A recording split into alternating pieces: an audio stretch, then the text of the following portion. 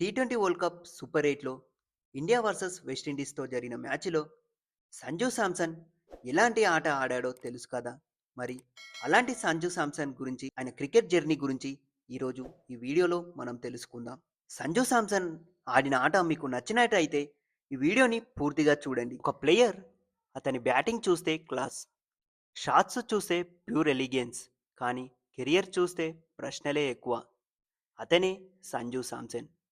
ఒకవైపు టాలెంట్కు ఎటువంటి లోటు లేదు, మరోవైపు టీమిండియాలో స్థానం మాత్రం స్థిరంగా లేదు. అసలెందుకు, ఎక్కడ మిస్ అయ్యాడు, లేదా అతనే మిస్ అయిందా టీమిండియా? ఈరోజు మనం ఈ వీడియోలో తెలుసుకుందాం సంజు శాంసన్ పూర్తి క్రికెట్ జర్నీని. Childhood and early life. Sanju Samson 1994 November 11న కేరళలోని త్రివేంద్రం నగరంలో జన్మించాడు.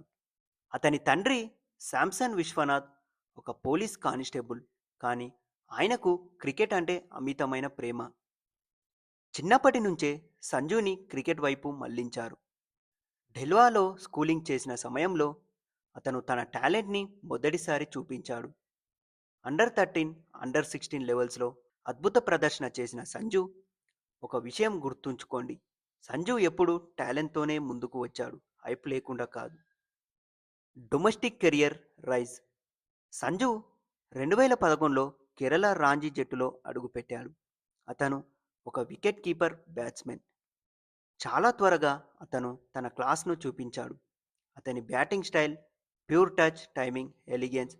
2013లో అండర్ 19 టీంలో సెలెక్ట్ అయ్యాడు. అక్కడ కూడా మంచి ప్రదర్శన చేశాడు. అతని టాలెంట్ చూసి చాలామంది అతను భవిష్యత్తులో చాలా పెద్ద స్టార్ అవుతాడు అని అన్నారు. IPL breakthrough. 2013లో సంజు జీవితాన్ని మార్చిన సంవత్సరం. రాజస్థాన్ రాయల్స్ టీం అతన్ని తీసుకుంది.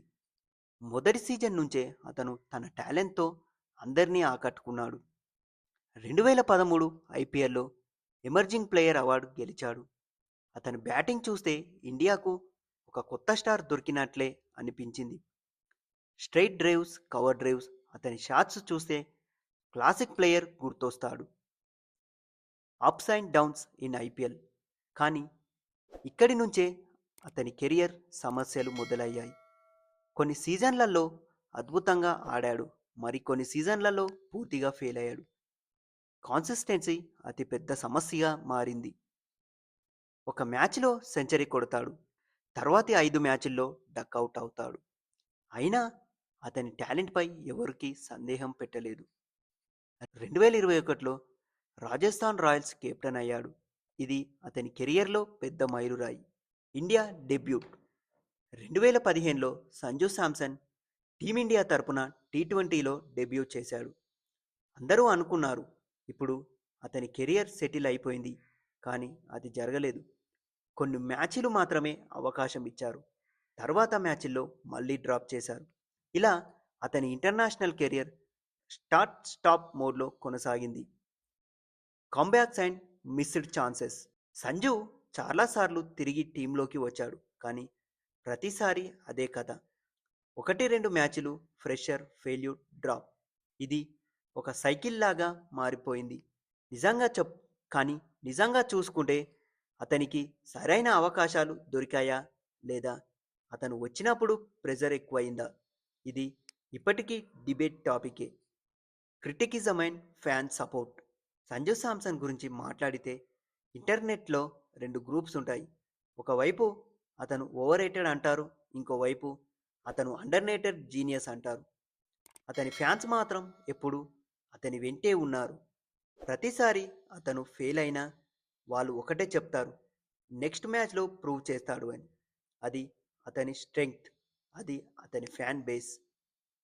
Best performances. సంజు కెరియర్లో కొన్ని ఇన్నింగ్స్ మాత్రం ఎప్పటికీ గుర్తుండిపోతాయి.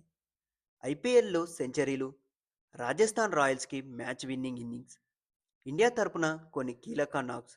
అతను ఫామ్లో ఉంటే ఆటను పూర్తిగా మార్చేస్తాడు. Leadership role in IPL. Rajasthan Royals కెప్టెన్గా సంజు మంచి లీడర్గా కూడా ఎదిగాడు.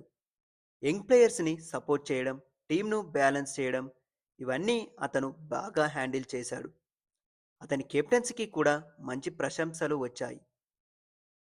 Main problem consistency. సంజు కెరియర్‌ని ఒక లైన్‌లో చెప్పాలంటే టాలెంట్ ఉంది కానీ కన్సిస్టెన్సీ లేదు. అతను ఒక మ్యాచ్‌లో హీరో, మరొక మ్యాచ్‌లో జీరో అవుతాడు.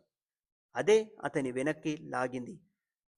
టీమిండియాలో స్థానం నిలబెట్టుకోవాలంటే కన్సిస్టెంటీ చాలా ముఖ్యమైనది. Future and expectations. ఇంకా సంజు కెరియర్ పూర్తిగా ముగియలేదు. అతనిలో ఇంకా చాలా క్రికెట్ మిగిలి ఉంది. అతను కన్సిస్టెన్సీ మెయింటైన్ చేస్తే ఇంకా పెద్ద స్థాయికి వెళ్ళే అవకాశం ఉంది. ప్రత్యేకంగా ఓడిఐ ఫార్మాట్ నుంచి టీ20 ఫార్మాట్ ఇవి అతని బలం. సంజు శాంసన్ కథ ఒక లెసన్ లాంటిది. టాలెంట్ ఉంటే సరిపోదు, కాన్సిస్టెంట్ కూడా ఉండాలి. కానీ అతను ఇప్పటికీ ఫైట్ చేస్తూనే ఉన్నాడు. అతని స్టోరీ ఇంకా పూర్తవలేదు. ఇది ఇంకా కొనసాగుతుంది. సంజు శాంసన్ అండర్ రేటెడా లేక అవకాశాలు వృధా చేసుకున్నాడా?